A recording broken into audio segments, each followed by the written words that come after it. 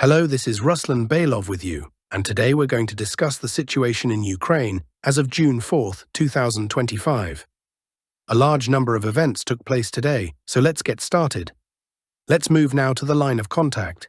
Today we continue to receive a lot of very interesting updates, and we'll begin with Sumy Oblast, where the armed forces of the Russian Federation are continuing their advance toward the town of Sumy, reducing the distance literally day by day.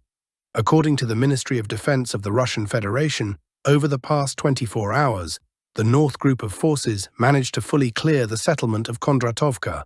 Based on this report from the Ministry of Defense, we are making a color update specifically in this area. Just yesterday, the map in this direction looked approximately like this. Part of Kondratovka, actually the entire village, was previously considered a contested area or in the grey zone, as there had been multiple reports of its clearing by different map makers and various more or less reliable sources. But only today, June 4th, was this information officially confirmed. We have now coloured in the whole of Kondratovka. Additionally, there is information today that Russian forces, advancing from the direction of Konstantinovka, moved westward toward Novaya Konstantinovka and also cleared this settlement. Currently, in this direction, the distance between the settlement of Kondratovka and the northern outskirts of Sumy, for example the industrial zone, is already down to 20 kilometers. Let me remind you that according to most military experts and the general understanding of the situation, the Russian unit will continue moving toward the next defensive line, which is the town of Kotin. At this stage, it is considered the main target of the Russian armed forces. And after taking the second line of defense, which includes the settlements of Kotin, Pisarevka, Malaya Korchakovka and Korchakovka, all located north of the forested area, the Russian side will then decide whether to advance further south towards Sumy, or westward towards settlements such as Viri, Belopol, Vorozhba, Rizhevka and others. Now, speaking of the eastern flank of the Sumy offensive, heavy fighting continues along the Vorochena, Yablunovka, Yunakivka line. In this area, the map changes and updates aren't happening as quickly or dynamically as they are on the western flank. Fighting is still ongoing for Novomikhailovka and Vorochena, and although some mappers have already started coloring parts of the map, there is still no reliable evidence of Russian forces being present in Yablunovka or the central part of Yunakivka. However, speaking specifically about June 4th, today these objective control footage clips were published, showing how the clearing of a settlement called Vodolaki unfolded. In this particular clip, we can see the Russian flag raised over the central part of the village, as well as a drone carrying a Russian flag. Overall, we're not adjusting the map today because we had already received information about the clearing of this area earlier. Today's footage simply confirms it. Still, even though the pace of the offensive here is slower than on the western flank, the situation is largely under control. We can see the N07 highway, which is the only road that allows the Ukrainian garrison to be supported in this part of the front. In just the past 24 hours, we've received at least 3 videos showing FPV drone strikes targeting Ukrainian logistics, supply vehicles, and equipment along this road. In one of these clips, we see the Russian side shooting down what was likely a Ukrainian Baba Yaga drone used to supply the group in Yunakivka. In another, a Russian drone destroys another piece of Ukrainian military equipment along the N07 route. And there are many such episodes. Here's another video. During an attempted retreat from Yunakivka, a vehicle was hit.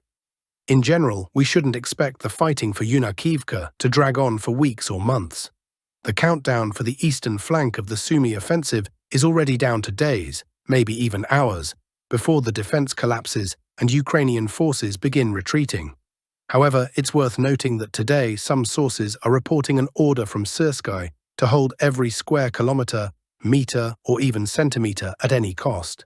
So we can expect some period of fierce resistance from the Ukrainian armed forces here. But after that, everything will depend solely on reserves and capabilities. At the same time, when we talk about the Sumy direction, many questions arise. The biggest one is, how is it that the Russian army is currently advancing so actively and rapidly toward the city of Sumy? We're seeing a flood of reports from the Ukrainian side, including publications describing how dire the situation is on this sector and how hard it is to maintain defense here. This information is even being published by pro-Ukrainian mapmakers like Deep State. And yet, despite all that, nothing seems to be happening in response from the Ukrainian side. And at the same time, the Ukrainian army continues advancing toward the town of Tetkino. Additional units are being redeployed to this area.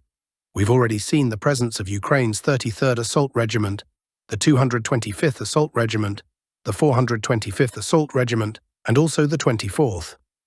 So in reality, a fairly powerful assault group has been concentrated here. And this group, despite the fact that a little to the east the Russian army is advancing at a fast pace, continues its attempts west of that area, near Tetkino, 30 kilometers from the main Russian offensive zone, to push into Tetkino from at least 3 directions. Today, we even saw objective control footage published by the Ukrainian side from the 225th Assault Regiment. In it, we see a Ukrainian unit moving in groups of 3, attempting to clear a stronghold located south and east of Tetkino. They're clearing it meter by meter, and based on this footage, many mappers have colored in parts of the map near the settlements of Popovo-Ležachi and Tetkino. This was the situation we observed by the end of June 3, 2025. In recent days, information emerged about the clearing of these ponds. Today we see the expansion of this foothold, and based on this footage and the current map configuration, we can say that the Ukrainian side has minimized the distance to the next major supply route coming from Popovo-Ležachi and leading toward Zabolotovka. So here the Ukrainian side is trying to attack, and if you follow and analyze the reports that are being published today about the northern group of forces, as well as by the Ministry of Defense of the Russian Federation, it becomes clear that the Ukrainian armed forces are suffering catastrophic losses in this area. Nevertheless, they do not stop, sending new assault troops and assault groups every day in an attempt to advance further toward Teotkino and beyond. There is also information indicating that Ukrainian units have made some progress on the Russian side of the railway between Rizhevka and the settlement of Teotkino. In other words, Ukrainian forces are beginning to advance in the southwestern section as well. The main question, once again, is, why is this happening? Why are such a large number of Ukrainian units located just 30 kilometers from the main area of active hostilities, where the primary Russian offensive is taking place, still being sent into what amounts to a slaughter in Teotkino? Personally, this situation leads me to believe that something else is going on here. What we're seeing is likely just the tip of the iceberg. There seems to be something unusual, certain objectives, plans, maneuvers, being developed by both the Ukrainian and Russian sides. And I repeat, what we're witnessing is most likely just the visible part of a much larger picture. What this situation will look like in 2 or 3 weeks is very difficult to predict. Well, we'll keep watching how the situation unfolds, but overall, the initiative currently belongs to the Russian Federation. Yet despite this, the Ukrainian forces are not abandoning their attempts to enter, gain a foothold, and completely clear Sotikhin. Now we move on to the Kupiansk section of the front. Here, overall, if we analyze the situation along the Oskil River, there have been no changes. Drones are operating, and probably the most important and interesting news today comes from the settlement of Rydkodub. Today, the Ministry of Defense officially confirmed that Rydkodub has been fully cleared by units of the West Group of Forces. Let me remind you that over the past few days, there have been repeated reports, including footage from objective monitoring, video materials, geolocations, and various posts, indicating that the settlement had been cleared and taken under Russian control. But apparently, some additional operations were still ongoing during those days. For example, according to the June 2nd map, Russian units had already secured positions in the settlement of Karpivka, which lies even farther south of Rydkodub. Yet for some reason, we only received official confirmation from the Ministry of Defense today. It seems that the Ukrainian side was actively trying to counterattack in an effort to regain control during those days. However, all the attacks from the Ukrainian armed forces were repelled, and at present, the Russian side can confidently state that it has full control over the village. The offensive in this sector of the front continues. At the moment, it is unclear whether Russian forces will push further west toward the Oskil River, or if they will suddenly pivot south toward the town of Lyman. Continuing with the Lyman direction, today some neutral mapmakers have again updated the map for the settlement of Torska, once more showing it as under Ukrainian control. According to some experts who may have insider knowledge, Russian units were forced to withdraw from Torska to more advantageous positions around the village. This is the kind of information currently circulating across various information platforms, so it's worth keeping in mind. Now we move on to the Siversk sector. Here, the situation is becoming increasingly tense. Just by increasing the number of updates since June 1st, which was only 4 days ago, we can see that practically every square meter of fields and forest belts between the towns of Siversk and Verkhnyokamyansk is being hit by Russian artillery and FPV drone operators. It's safe to say that this bridgehead is being intensively prepared for an offensive. Apparently, in the near future, there will be an attempt to break through the short distance between Verkhnyokamyansk and Siversk in order to secure a foothold on the eastern outskirts, possibly in the area with multi-story buildings. Of course, if Russian units manage to somehow reach and hold the high-rise areas in the east of Siversk, that could be the turning point, the moment after which the countdown to full control over Siversk by the Russian army may begin. Footage from objective monitoring of activity around the settlement continues to be published today. However, in terms of territorial gains, there was no advance today. Now we move on to the direction of Kostiantynivka. Here, the Russian army is gradually tightening the noose around the town, from the east, southeast, and south-southwest. Today, in the area around Chasiv Yar, additional map updates are being made. Some cartographers are now marking districts like Shevchenko and Workshop No. 2 as partially or mostly under Russian control, 50 to 60% at least. This is the map as of the evening of June 4th. As of the end of June 3rd, the Shevchenko district and Workshop No. 2 were fully under Ukrainian control. We're also seeing TOS-1 Sontsepyok strikes on Workshop No. 2 and the southern districts of Chasiv Yar. Right after those strikes, reports came in of Russian advances. It seems that the tempo of the Russian offensive is increasing here, and that only a few square kilometers remain until the town is fully cleared. The focus is also shifting to the southwest of Chasiv Yar's central area. We may see confirmation and footage from the Ministry of Defense any day now.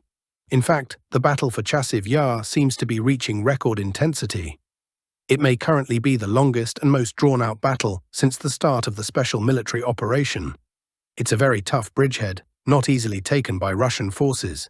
But despite all the difficulties and obstacles, Russian troops are closing in on completion. In the southern part of the Kleban Bike pocket, Russian units are advancing and combat activity is intensifying. Let me remind you that in recent days there was little news from this part of the front.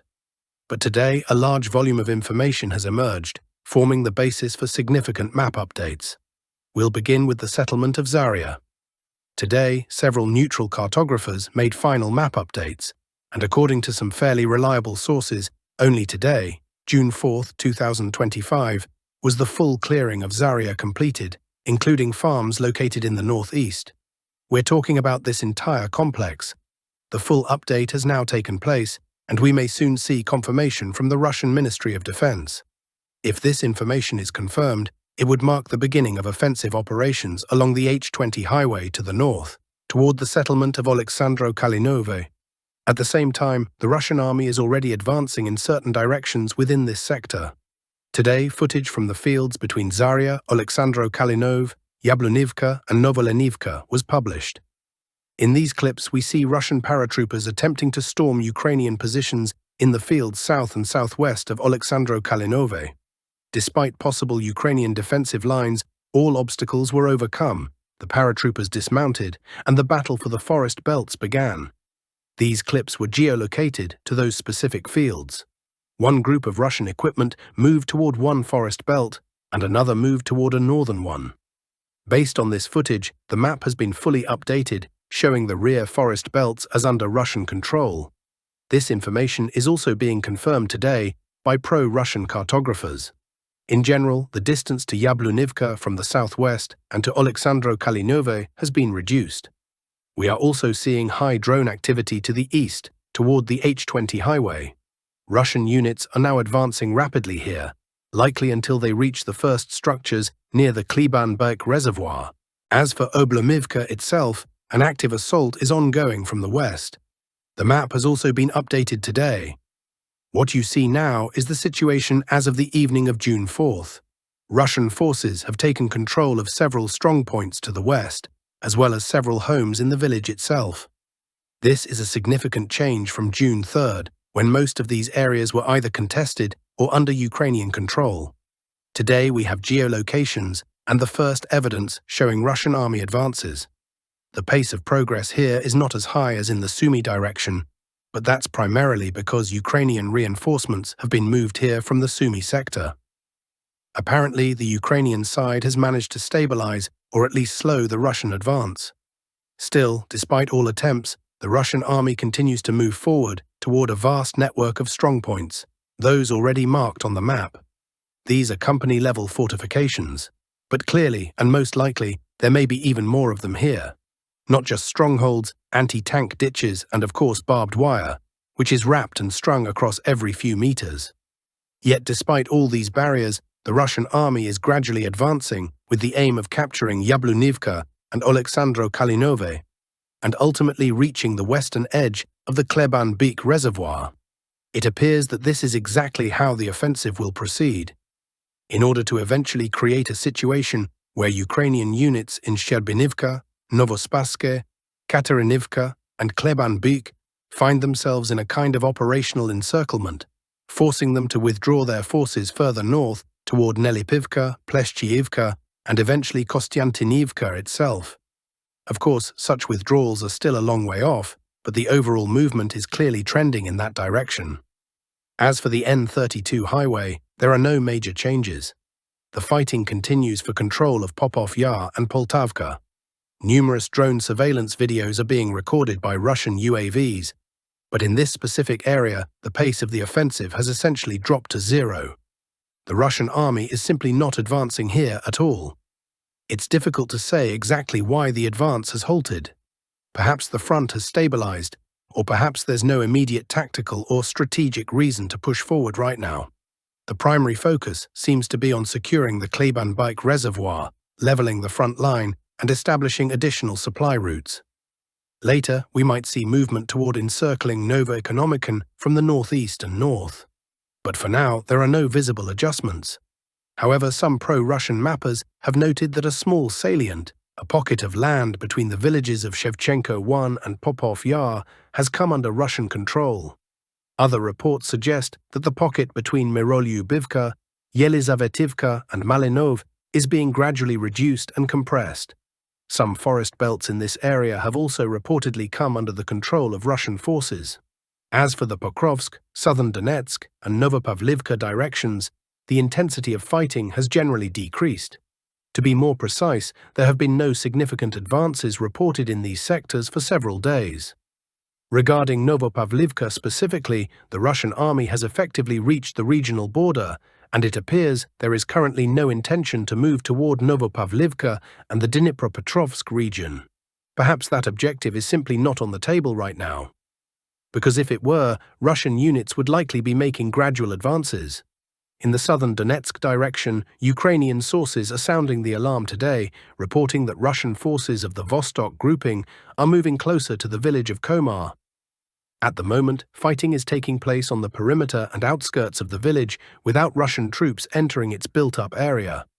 Still, according to Ukrainian sources, it's likely only a matter of time.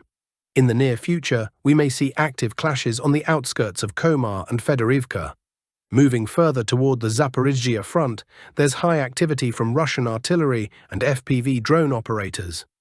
I'll remind you that, according to some pro-Russian analysts, and even Syrsky himself, an offensive reportedly began in this sector about a week ago.